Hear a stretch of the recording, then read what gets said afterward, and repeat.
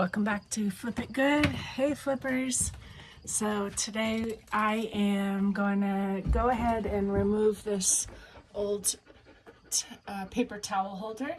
It's pretty unsalvageable condition. So just a flathead screwdriver, pop these two bad boys out, and that'll clean that up.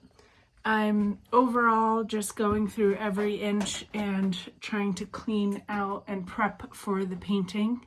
So I'll go ahead and start sweeping the nooks and crannies there.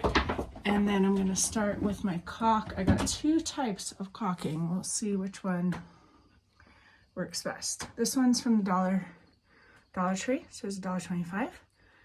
This one was $4 and change from Home Depot. So we'll see which I like best, and we will smooth out all the surfaces and get ready for painting.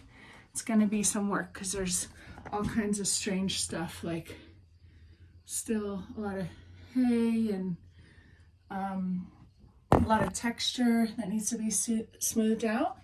And this old gas lamp, that gas line needs to be capped or removed, which who would think of putting a gas fire lamp in a small 12-foot space? It was a different era for sure. So yeah, now we just light a candle, maybe, or not, I don't know.